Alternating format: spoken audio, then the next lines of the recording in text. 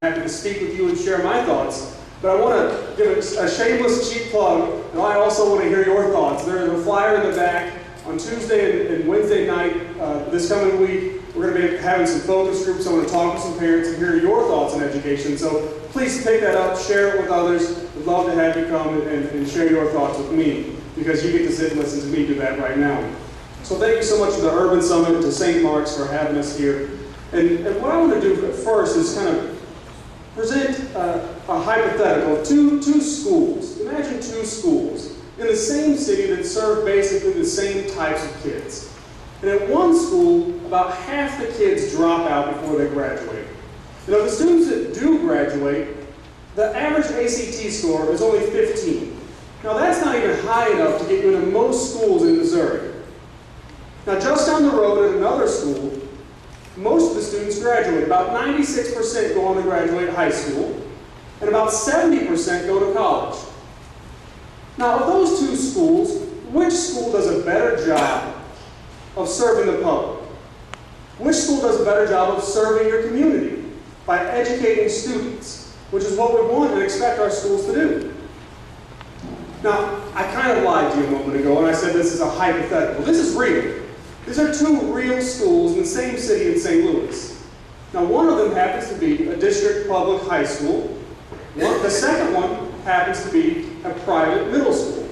A private middle school that serves disadvantaged students, students who live in poverty, students where 100% of the students get some form of scholarship to attend that school. Now, one school can't even graduate most of their students, and the other school sends many students on to college. I spoke with a graduate of that school recently. His name was Corey Stewart Glaze.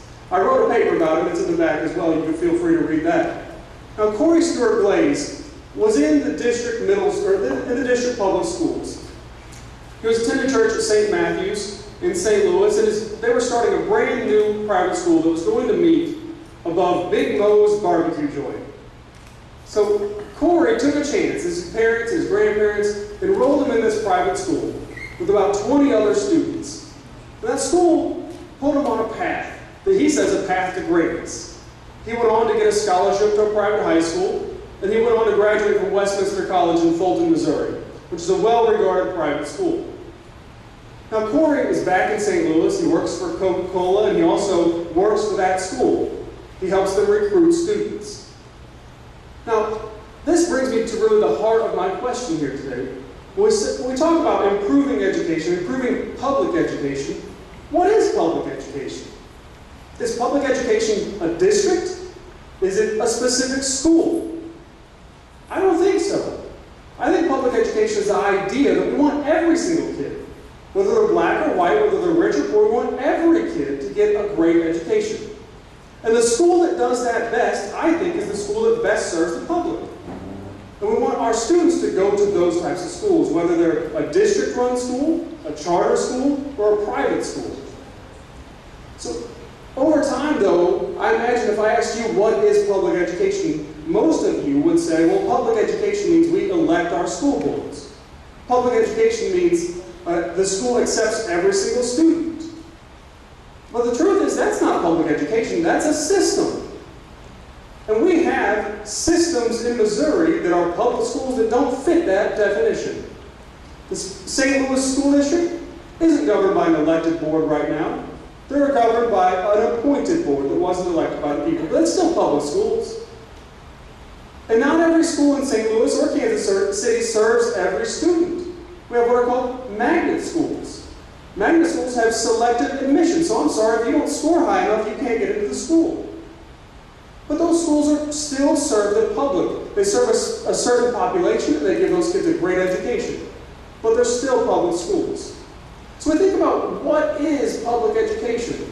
I think too often we think about it as a district. When we think about saving a district, well, I'm less interested in saving a district and more interested in saving kids.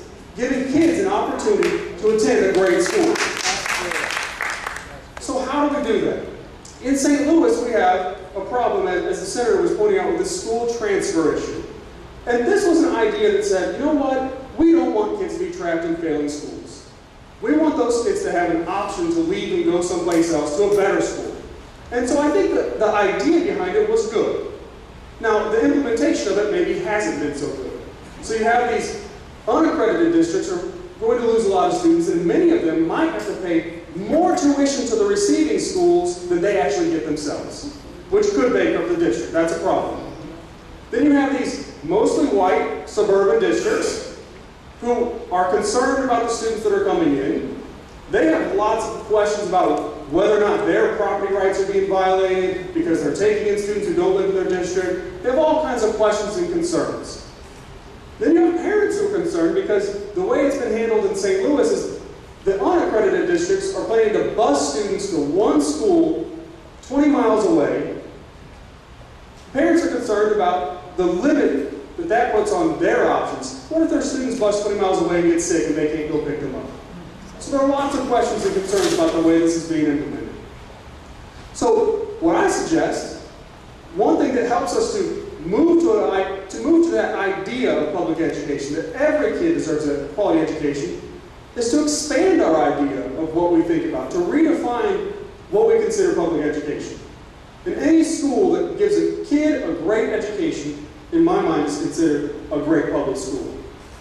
So how do we get there? We can get there through more school choice programs, not limiting and forcing a kid to go to a certain type of school. Because I just spoke on the same sort of topic down in Springfield, and a school board member came to me and said, the problem is poverty. And I said, I don't disagree with you that the problem is poverty, but that does not mean we need to force a kid to go to a crappy school just because they're poor. If the problem is poverty, we need to give those students more options to attend greater schools. So a private school choice program, how does it help? Well, for one, if the students use a private school choice program, supported either through state dollars or tax credit scholarships or something of the sort, the unaccredited district has to pay less in tuition. So it's not going to bankrupt them. They'll lose some state dollars, but they'll keep all their local dollars. Now, the receiving districts, those accredited districts who are concerned about being overrun, they'll get fewer students because there are private schools in Kansas City who want to serve students. And they'll accept more of those students. And the parents and students benefit because they get more choices and more options. So I think that's one solution that helps us move in the right direction where every kid gets a great education. And I think that when we think about public education as this idea, expanding school choice is the way to go. And I don't just think that because I like choice and I think it's a good idea. I think that evidence bears this out.